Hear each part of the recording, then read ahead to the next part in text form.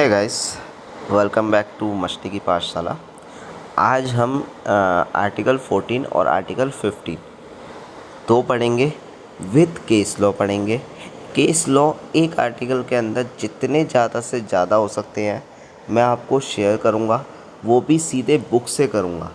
Story जो भी उसके अंदर है उसको मैं आपको एक दो वर्ड्स में एक्सप्लेन करूँगा, जिससे आपको सुनते टाइम कम लगे और आप ज़्यादा से ज़्यादा समय पढ़ने में लगा सकें, पहली चीज़। दूसरी चीज़, अगर आपको नोट्स चाहिए, आर्टिकल्स वाइज चाहिए, कोई भी आपको हेल्प चाहिए, मेरी मेल आईडी मैं हर एक वीडियो में शेयर करूँगा, group.raghav@gmail.com GROUPRAGHAV@gmail.com। आप मेल ड्रॉप करो, मैं आपको शेयर्स करूँगा अपने नोट्स। आपके कोई भी क्वेश्चन है आप क्वेश्चन शेयर करो, उसके आंसर मैं आपको शेयर करूँगा, प्लस उसकी वीडियो भी बनाऊँगा। और अगर इन केस आपको कोई डाउट है, आप मुझे क्वेश्चंस भेजो, अपना डाउट भेजो, जो भी जैसी भी हेल्प चाहिए मैं आपको फिर उसमें नंबर आपको शेयर करूँगा एज़ पर आपकी मेल। जिसमें मुझे लगेगा कि मुझे नंबर शेयर करना है तो मैं आपको बात करूँगा, अदरवाइज़ हम मेल के थ्रू कर सकते हैं, ठीक है। तो मैंने ये स्टार्ट किया है। तो क्वेश्चंस ये इस तरीके से आते हैं कि right to equality before law, मतलब हमारे को कानून के समक्ष क्या समान संरक्षण प्रदान है। और आर्टिकल 14 क्या है, Indian constitution permit to reasonable classification की बात कर रहा है। तो यहाँ पर भी सेम है कि भाई आप आर्टिकल 14 के समक्ष आपको किसी प्रकार का कोई ऐसा कार्य तो नहीं किया जा रहा जिसमें आपके साथ कोई अवहेलना हो रही हो लॉ की। कि मान लो कि जैसे आप कहीं जॉब कर रहे हो, सरकारी विभाग में हो, और वहाँ पे क्या हुआ, सरकार ने एकदम से नियम बनाया और आपको जॉब से निकाल दिया, या आपके उच्च अधिकारी में छटनी के तहत आपको रीज़नेबल क्लेरिफिकेशन ने दिया, कह दिया कि कंपनी की इंटरनल पॉलिसी है और इंटरनल पॉलिसी के चलते हम आपको हटा रहे हैं। तो ऐसा नहीं चलेगा। ये क्या हो गया, ये मनमानापन हो गया कि आपने अगेंस्ट लॉ जाके काम किया है आपके सीनियर मैनेजर ने, और आपको बिना किसी इंटीमेशन के, विदाउट किसी इन्फॉर्मेशन के आपको एकदम से हटा दिया। तो ऐसे केसेस में आप क्या कर सकते हो, आप जाओगे न्यायालय के समक्ष आप PIL लगाओगे और वहाँ से क्लेरिफिकेशन मांगोगे कि तुम्हें क्यों हटाया गया। तो यही सब चीज़ें हम क्या पढ़ेंगे, 14 में पढ़ेंगे। कई ऐसे केसेस हैं जो आपने पहले सुने होंगे, बट पढ़ोगे आज आप इस कॉन्स्टिट्यूशन के अंदर। तो आप स्टार्ट करते हैं। तो आर्टिकल 14 क्या है, भारतीय संविधान अनुच्छेद 14 भारत के क्षेत्र में कानून के समक्ष समानता और कानून के समक्ष समान संरक्षण के अधिकार को सुनिश्चित करता है। यह अनुच्छेद दो प्रमुख अवधारणाओं से सुनिश्चित करता है कि कानून के समक्ष समानता और समान संरक्षण, मतलब समानता दे रहा है और संरक्षण भी प्रदान करता है। मान लो कि आप कहीं किसी केस लॉ को लेकर किसी में आपको दिक्कत हो रही है। क्या हुआ कि नीट के एग्ज़ाम हुए, नीट के एग्ज़ाम में बच्चे लाए बहुत अच्छे नंबर, 722 में से 700, 715, 714, 10 ऐसे कुछ नंबर लाए हैं, ठीक है।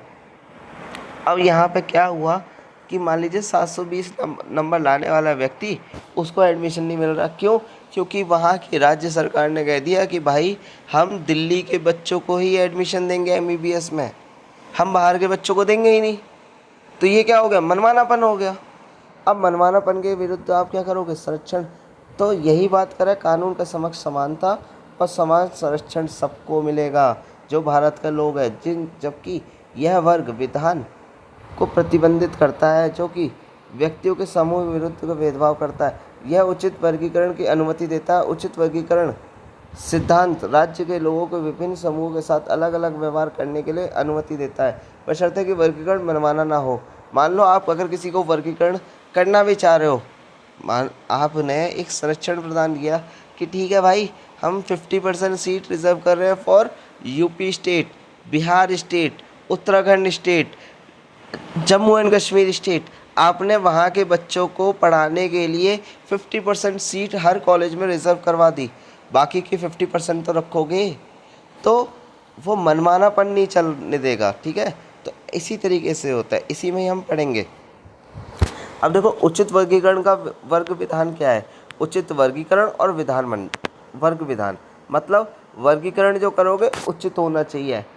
उचित कैसे होगा? मान लीजिए आपने क्या करा, कहीं एलएलबी में एडमिशन लेने जा रहे हो, वहाँ की स्टेट कहती है, केरला की स्टेट या कर्नाटका की स्टेट या तमिलनाडु की स्टेट ने क्या कहा कि हम 90%, 95%, 100% अपने स्टेट के बंदों को दे रहे हैं, जो बाहर का बंदा आ रहा है हम उसको एडमिशन ही नहीं दे रहे। अब बच्चा तो लाया था अच्छे नंबर, वो चाहता है कि वो तमिलनाडु से पढ़े, लेकिन क्या है कि किसी यूपी के बंदों को तमिलनाडु में एडमिशन नहीं मिल रहा, या आसाम के बंदों को तमिलनाडु में नहीं मिल रहा। तो ये एक मनमानापन चल रहा है स्टेट गवर्नमेंट का, तो इसको रोकने के लिए ही वो है। और वर्ग विधान मतलब ऐसे कानून नहीं बनाए जाने चाहिए जिससे कि विशेष वर्ग को तो फ़ायदा हो रहा है और जो नीचे दूसरे वर्ग जो है उसको नुकसान हो रहा है। फॉर एग्ज़ाम्पल मान लीजिए आपने कोई ऐसा कानून बना दिया जिसमें उद्योगपतियों का तो फ़ायदा हो रहा है मगर आम पब्लिक का कोई फ़ायदा नहीं हो रहा। तो इस चीज़ को रोकने के लिए ये आर्टिकल 14 आगे आ जाता है, तत्पर हो जाता है। अब हम पढ़ते हैं बुक्स के अकॉर्डिंग। तो अनुच्छेद 14 से 18 संविधान के प्रत्येक व्यक्ति को समानता का अधिकार करता है। अनुच्छेद 14 यह समानता नियम दिया गया है कि जो व्यक्तियों के बीच अयुक्तियुक्त विभेद हो को वर्गीकृत करता है। संविधान की प्रस्तावना प्रतिपादित करना आदर्श अनुच्छेद 14 निहित है। तो आर्टिकल 14, हम आर्टिकल 14 से स्टार्ट कर रहे हैं। केस लॉ हमारा पहला है इंटरनेशनल एयरपोर्ट अथॉरिटी मामला। अब इसमें जो मैंने हाईलाइट किया हुआ है ना, ये केस लॉ है।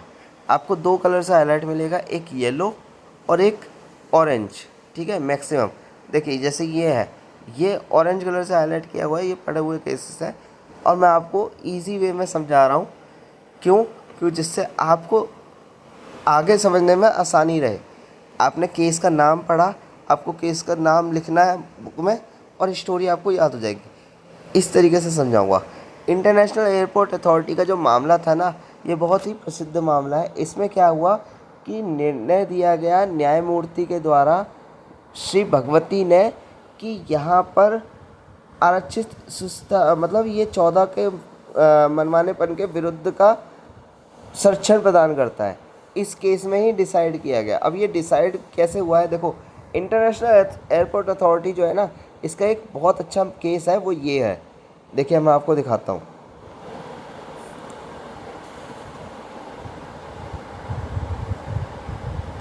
एयर इंडिया बनाम नरसिंह मिर्ज़ा, इसका पूरा केस ये वाला है। एयर इंडिया और नरसिंह मिर्ज़ा का केस क्या था कि जब लड़कियों की शादी हो जाती थी तो उन्हें जॉब से निकाल दिया जाता था, या फिर वो प्रेग्नेंट हो जाती थी, या उनकी एक एज लिमिट तय कर दी गई थी।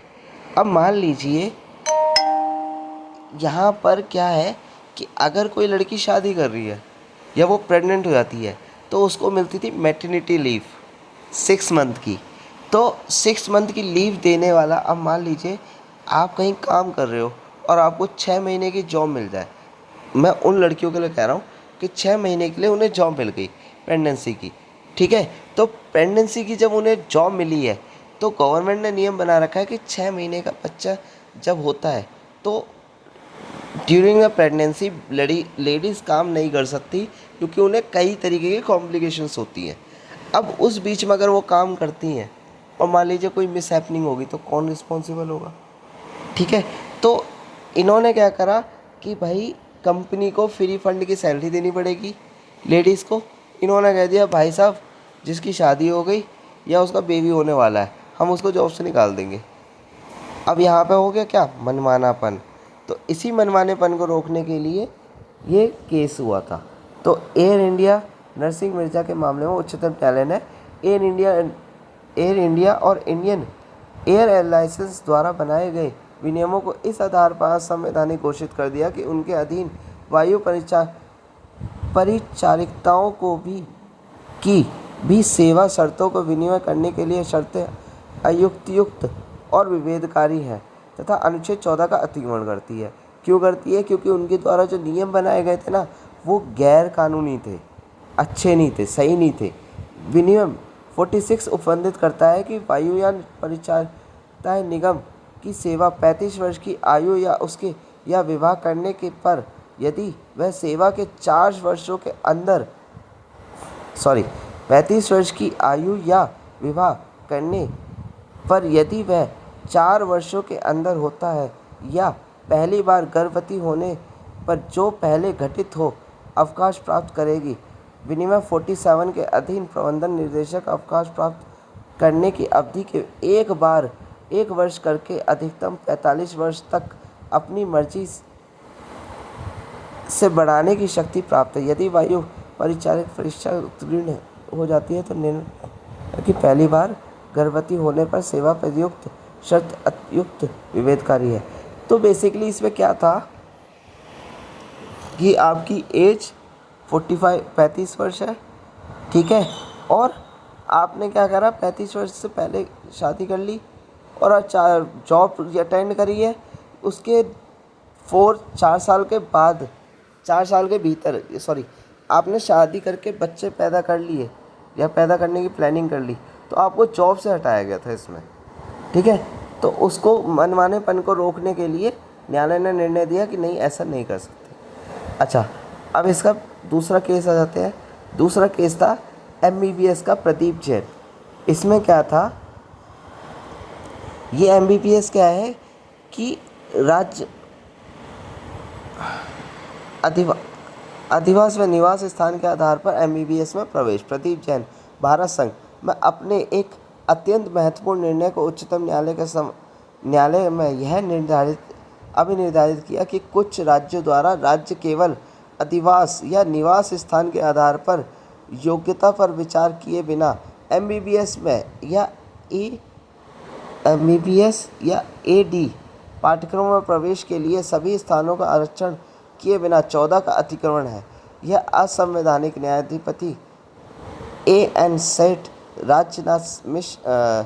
रंगनाथ मिश्र और अपनी ओर से न्यायाधिपति श्री भगवती ने बहुमत का निर्णय सुनाते हुए यह कहा कि उपयुक्त पाठ्यक्रमों में प्रवेश योग्यता के आधार पर दिया जाना चाहिए। बेसिकली यहाँ पे क्या था कि या तो राज्य के स्थान पर उसको दिया जाता था एडमिशन कि आप इस राज्य के हो तो आपको प्रवेश मिलेगा, आप इस राज्य के नहीं हो तो आपको प्रवेश नहीं मिलेगा। अब जो न्यायमूर्ति जो थी वो श्री भगवती जो मैडम थी, यानी जो न्यायमूर्ति जो थी भगवती जी ने, उन्होंने निर्णय दिया कि नहीं जी, आप स्थान के आधार पर कभी भी एडमिशन नहीं दोगे, उसकी योग्यता के आधार पर दोगे। तो नीट एग्ज़ाम जो रखता है वो क्या है, नीट एग्ज़ाम में मान लो आपकी आई 726 रैंक, 720 से ऊपर आए, 1 2 3 4 रैंक आती है लाखों में हज़ारों में। अब मान लीजिए आपकी कोई रैंक आई है 2 या 3, तो आप पहले उसे एडमिशन दोगे। ऐसा नहीं है कि भाई साहब आप दिल्ली के निवासी हो तो आप ही को एडमिशन मिलेगा। तो इस चीज़ को रोकने के लिए भगवती ने निर्णय दिया। अच्छा, दूसरा केस क्या था, दूसरा केस है राजद्वीप घोष बनाम असम राज्य। असम राज्य में भी MBBS में प्रवेश जो दिया गया था ना, वो इसी आधार पर दिया जा रहा था। तो वो केस क्या था कि मान लीजिए मैं यूपी का निवासी हूँ और मैंने यूपी के अंदर किसी सरकारी या प्राइवेट स्कूल के अंदर 7वीं से लेकर 12वीं कक्षा तक पढ़ाई करी है, तो मुझे पहले प्रवेश मिलेगा। अगर मैंने ऐसा नहीं किया है तो मुझे प्रवेश नहीं मिलेगा। तो इस चीज़ को रोकने के लिए न्यायमूर्ति के समक्ष गए लोगों ने डाली PIL डाली। तो जब निर्णय दिया गया वो, तो ये निर्णय देते हुए ये कहा गया कि इस प्रकार के जितने भी केसेस आएंगे उसमें 14 का अधिकारों का अतिक्रमण हो रहा है, मनमानापन चल रहा है, ठीक है। तो इस मनमानेपन पर रोक लगाई जानी चाहिए। अच्छा, फिर तीसरा केस क्या है, सरोजनी बनाम सुदर्शन। अच्छा, ये केस हम बाद में पढ़ेंगे। ये वाला सरोजनी वाला जो है ना, सरोज रानी, ये हम बाद में पेश पढ़ेंगे। दूसरे पहले ये वाला पेश पढ़ते हैं। MBBS में प्रवेश प्रदीप सुनील जेटली हरियाणा राज्य, इसमें भी सेम था कि जो व्यक्ति कक्षा 1 से 8वीं तक की शिक्षा गांव में प्राप्त करेगा, इस गांव के स्कूलों में, तो उसको एमबीबीएस में प्रवेश मिलेगा। जो नहीं करेगा हरियाणा राज्य में, उसको नहीं मिलेगा। तो यहाँ पे क्या हो रहा है, 14 आर्टिकल 14 का अतिक्रमण हो रहा है इस केस में भी। तो देखिए, एक हरियाणा राज्य मिल गया, एक असम राज्य मिल गया।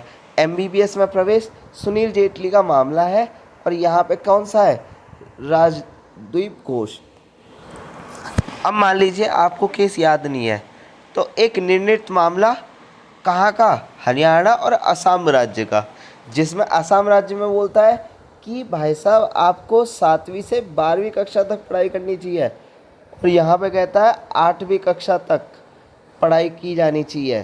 किससे, कक्षा 1 से लेकर 8वीं तक शिक्षा प्राप्त करिए, और राज्य के उसमें हरियाणा में ये बोला गया है।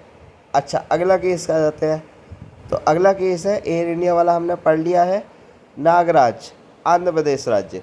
इसमें क्या था, इसमें आंध्र प्रदेश में जब ये सत्ता में सरकार आई थी, जब इन्होंने अपने पद वो ग्रहण किया, तो इन्होंने क्या करा कि वहाँ पर एक एज लिमिट थी कि 58 ईयर का जब कोई पर्सन हो जाएगा, उसको क्या करेंगे, सरकारी पोस्ट से रिटायर कर दिया जाएगा।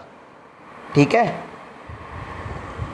अब उसकी एज लिमिट को 58 से घटा के क्या कर दिया, 55 साल कर दिया, 5 साल और कम कर दिया।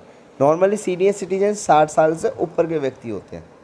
अब आपने 55 साल की उम्र में एक व्यक्ति को हायर कर दिया, वो हटा दिया।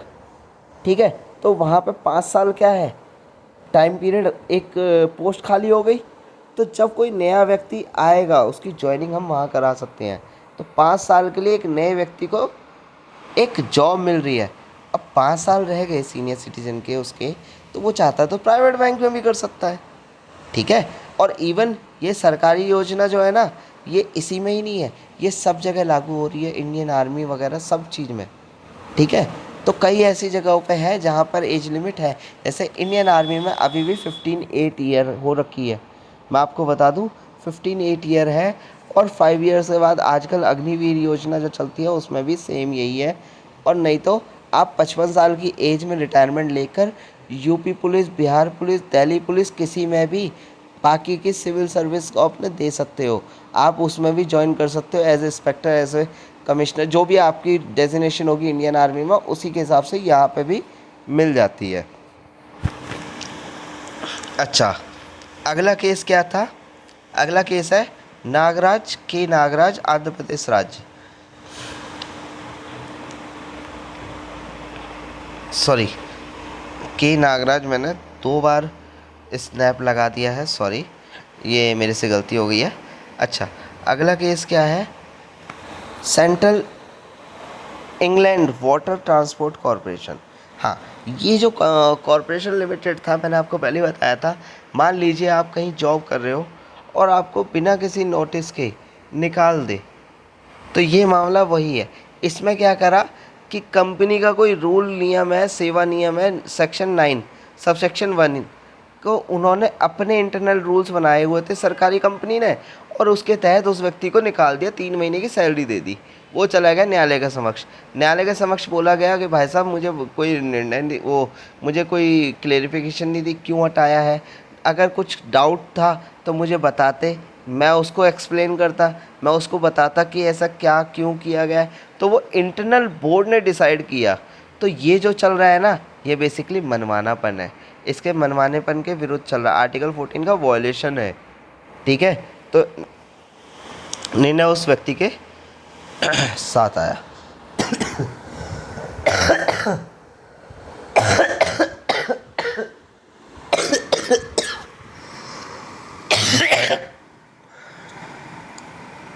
सॉरी गाइस, मेरी तबीयत थोड़ी ख़राब है, तो ज़्यादा बोलता हूँ ना, खांसी आ जाती है।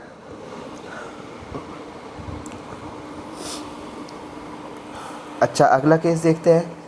ये है पीपल, पुलिस का मामला था। ठीक है, पुलिस महानिदेशक में नाम मृत्युंजय सरकार। इसमें क्या था, एक कांस्टेबल था। कांस्टेबल ने ज्वाइनिंग के टाइम पर आय प्रमाण पत्र, एक प्रमाण पत्र जारी किया और उन्होंने क्या करा, एफिडेविट वो सबमिट कर दिया अपने कार्यालय में जहाँ पर उसकी ज्वाइनिंग होनी थी। जब उसकी ज्वाइनिंग होगी कांस्टेबल पद पे, कुछ समय बाद उसको बिना किसी क्लेरिफिकेशन के हटा दिया और क्या बताया कि भाई साहब आपके द्वारा जो दस्तावेज़ दिए गए थे वो गलत है। आपने उसमें जो सूची दी गई थी, ठीक है, जो आपने क्लेरिफिकेशन प्रमाण पत्र दिया है, दाखिल किया है प्रमाण पत्र, उसमें हमने कुछ गलतियां पाई हैं, कुछ गलत पाया है, आपके द्वारा दी गई डिटेल उचित नहीं है। अब उसको क्लेरिफिकेशन का तो दिया ही नहीं, डॉक्यूमेंटेशन रीसबमिट का भी नहीं दिया गया, तो यहाँ पे क्या चल रहा है, मनमानापन चल रहा है। तो न्यायालय ने उसको बोला कि ये मनमानापन है, ठीक है। अगला केस भगवती बनाम भारत संघ मामले में अभी निर्धारित किया गया कि पारिवारिक पेंशन की परियोजना के सेवा दौरान विवाह निवृत्त होने के पश्चात विवाह की बातचीत वर्गीकरण करना मनमाना है। अनुच्छेद पेंशन 1919 पत्नी की मृत्यु हो गई तत्पश्चात उसकी प्रत्येक विद्यार्थी को,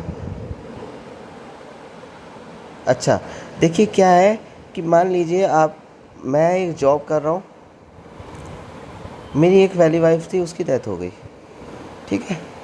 अब मैंने दूसरी शादी करी, दूसरी शादी करने के बाद मेरी हो गई डेथ। तो इसमें क्या है कि बीवी को पेंशन मिलनी चाहिए थी, वो नहीं मिली है। तो यहाँ पर भी मनमानेपन की ही बात करी गई है। आर्टिकल 54 में उन्होंने अपना बताया कि पुत्र की पुत्र, तो जब एक क्लोज रिलेशन होता है ना, उसमें क्या है, आपको पेंशन मिलेगी ही मिलेगी। अगला केस है भोपाल हत्याकांड केस, आपने वेब सीरीज़ भी आई होगी, देखी भी होगी, उसका केस है। अब इसमें क्या कहता है कि चरणलाल साहू जो है भारत संघ का, ये चरणलाल साहू ने एक PIL डाली, न्यायालय के समक्ष बोला कि भाई साहब मैं भोपाल का रहने वाला एक नागरिक हूँ, ठीक है, और भोपाल हत्याकांड गैस लीकेज केस हुआ था। यहाँ पर एक कंपनी प्राइवेट कंपनी थी, फॉरेन कंपनी थी, उसके द्वारा एक गैस का रिसायन हुआ, कई लोग घायल हुए, मैं भी घायल हुआ, मेरे परिवार वाले आस पड़ोस हुए। मैं अपना केस इंडिविजुअली लड़ना चाहता हूँ और जो मुआवजा मिलेगा मैं खुद रखना चाहता हूँ एक तरीके से, ठीक है। मान लीजिए कोई केस होता है, कोई आसपास का व्यक्ति वो खुद ही लड़ना चाहता है, तो यहाँ पर न्यायालय ने बोला, और राज्य सरकार उसको परमिशन नहीं दे रही लड़ने का, तो ये पहुँच गया न्यायालय में। न्यायालय कहता है कि भाई साहब आप ये मनमानापन नहीं है सरकार का, क्योंकि यहाँ पर सरकार का एक कर्तव्य होता है कि उसके समक्ष, नागरिकों के समक्ष, कि वो अपने नागरिकों की रक्षा करे, और इस तरीके के केस में वो स्वयं जाकर उस कंपनी के अगेंस्ट में केस करे। क्यों? क्योंकि उसे पिता के रूप में देखा जाता है, राज्य सरकार को एक पिता के रूप में देखा जाता है, ठीक है। तो यहाँ पर मनमानापन नहीं है। अच्छा अगला केस क्या जाता है, YC निवास वरिया मामला में अभी निर्धारित किया कि राशन, हाँ, वाई श्रीनिवास बनाम वरिया, ये मामला क्या था कि एक जो व्यक्ति था ना, वाई श्री, ये एक पढ़ा लिखा व्यक्ति था, लेकिन यहाँ पर जो राशन का लाइसेंस दिया गया था ना, एक अनपढ़ गंवार व्यक्ति को दिया गया था। अब मान लीजिए एक अनपढ़ व्यक्ति है, उसने राशन क्यों लिया होगा?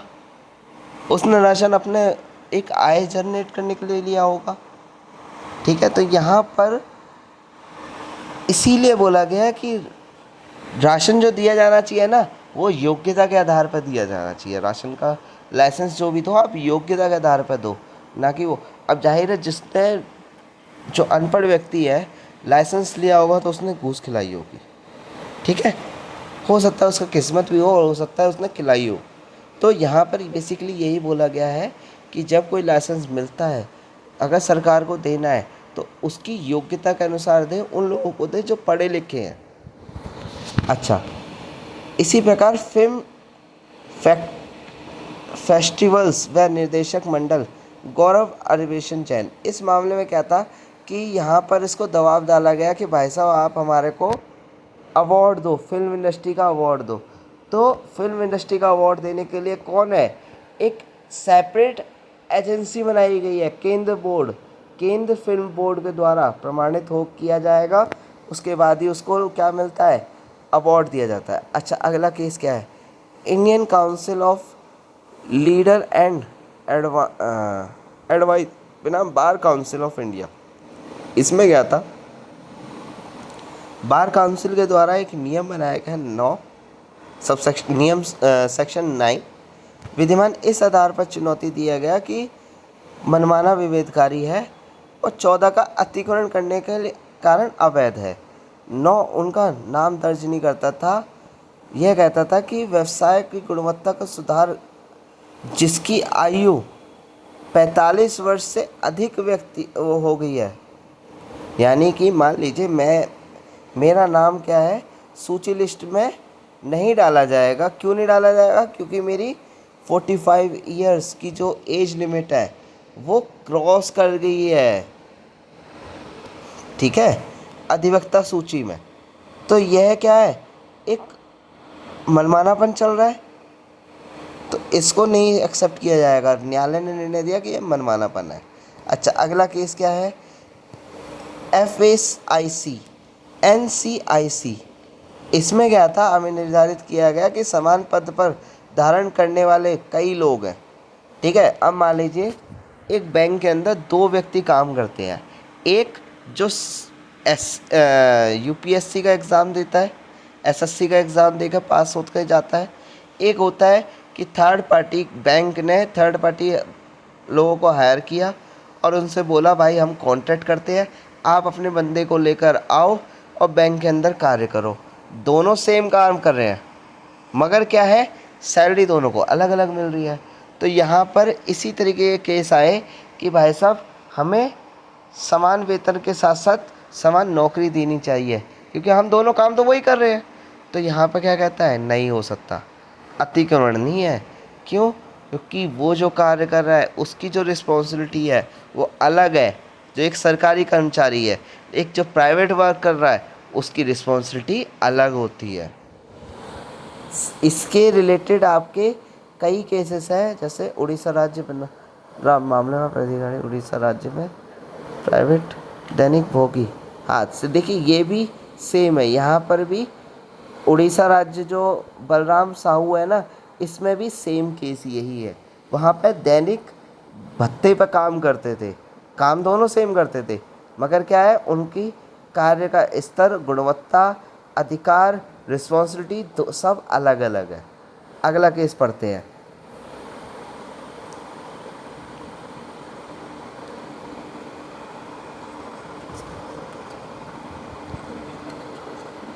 अब ये क्या है, बालिक विद्यालय महिला प्राचार्य की नियुक्ति। विजय लक्ष्मी पंजाब विश्वविद्यालय के मामले में विद्यार्थी कैलेंडर के एक नियम के अंतर्गत महिला विद्यालयों में प्रिंसिपल के पद पर केवल महिला की नियुक्ति का प्रावधान किया गया था। उच्चतम न्यायालय ने अभी निर्धारित किया कि यह नियम अनुच्छेद 14-16 का उल्लंघन नहीं करता है। अब मान लीजिए कोई गर्ल्स कॉलेज है, ठीक है, तो जाहिर है उसमें गर्ल्स कॉलेज में गर्ल्स को ही प्रमोट किया जाएगा। ऐसा नहीं हो सकता कि बॉयज़ प्रिंसिपल चला जाए। क्यों, क्योंकि वहाँ पर नियम बना रखा है भाई साहब, ये 14 का अतिक्रमण नहीं है।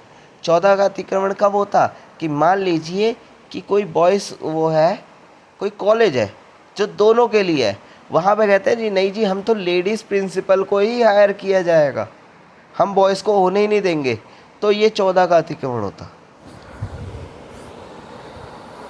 पान मसाला एवं गुटखा पर रोक।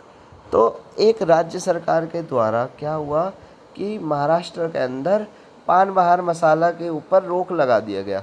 तो यहाँ पे कहता है कि भाई साहब 14 का अतिक्रमण हो रहा है। न्यायालय ने क्या निर्णय दिया, नहीं, 14 का अतिक्रमण नहीं है। क्यों, क्योंकि राज्य सरकार चाहे तो रोक लगा सकती है 18 साल से कम उम्र के बच्चों के लिए सुरक्षा देने के लिए। भाई साहब राज्य सरकार का भी कुछ कर्तव्य होता है कि वो अपने जो नागरिक है उनके प्रति कार्य करे, जिससे कम से कम लोग क्या है उसका सेवन करें। ये चीज़ें अच्छी थोड़ी ना होती है। अच्छा, कुछ केसेस है आर्टिकल 14 में टैक्सेशन से रिलेटेड। अब वो क्या है, एक मसाला बनाने वाली है पान मसाला जो है, एयर इंडिया टबैको कंपनी है आंध्र प्रदेश राज्य में, विदेशों से पान मसाले आयात करती थी, मतलब वहाँ से मंगवाती थी और यहाँ के लोगों को बेचा जाता था। तो उस पर लगाया जाता था टैक्स, इम्पोर्ट ड्यूटी जिसे बोलते थे, ठीक है, इम्पोर्ट ड्यूटी लगाई जाती थी। लेकिन यदि वो टबैको इंडिया के अंदर ही मैन्युफैक्चर किया जा रहा था तो उस पर कोई टैक्स नहीं लगाया जा रहा था। तो ये लेकर कोर्ट में पहुंच गए। तो न्यायालय ने कहा कि हाँ, जो निर्णय दिया गया है, राज्य सरकार के द्वारा निर्णय लिया गया है, वो बिल्कुल सही है। क्यों?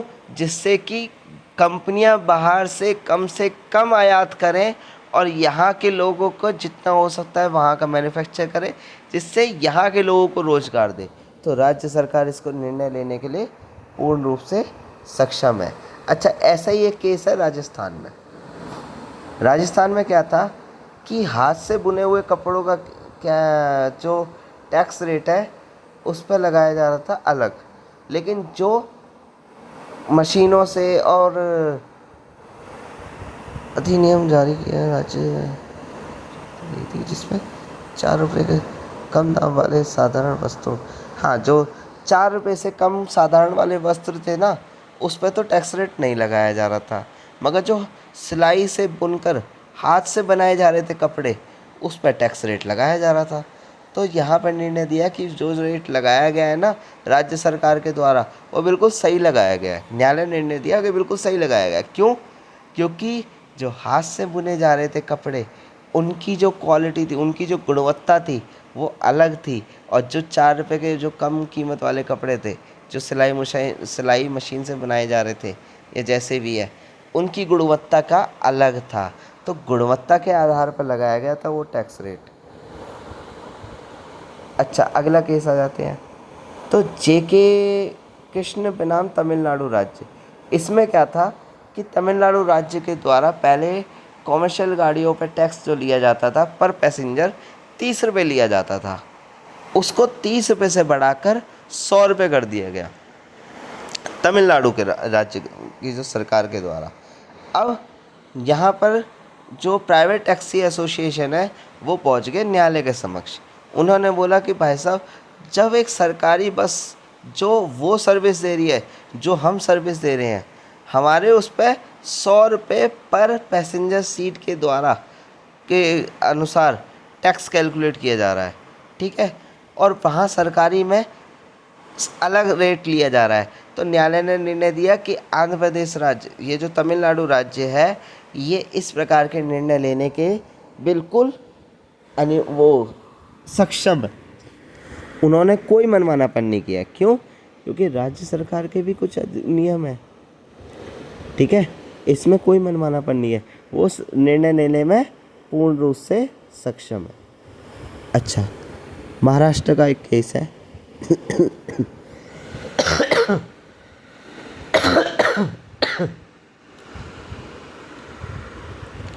महाराष्ट्र का केस क्या है कि एक व्यक्ति गाड़ी खरीदता है और वो देखता है कि जो कॉमर्शियल गाड़ी है उस पर टैक्स रेट की अलग दर चल रही है, 15 गुना लिया जा रहा है उस पर, और जो प्राइवेट, जो एक पर्सनल व्हीकल खरीद रहा है, मतलब आम नागरिक अपने लिए खरीद रहा है, उस पर टैक्स रेट कम है। तो न्यायालय के समक्ष दिया गया, उसने पीआई डाली तो निर्णय दिया गया न्यायालय के समक्ष कि जो रेट लगाया गया है ना वो बिल्कुल सही लगाया गया है। क्यों? क्योंकि जो एक पब्लिक ट्रांसपोर्ट यूज़ करता है वो 24 घंटे पब्लिक के समक्ष यूज़ किया जाता है, उससे होने वाला प्रदूषण, उसका उपयोगिता अलग है। लेकिन जो एक पर्सनल व्हीकल अपने पर्सनल के लिए यूज़ कर रहा है उसका अलग है।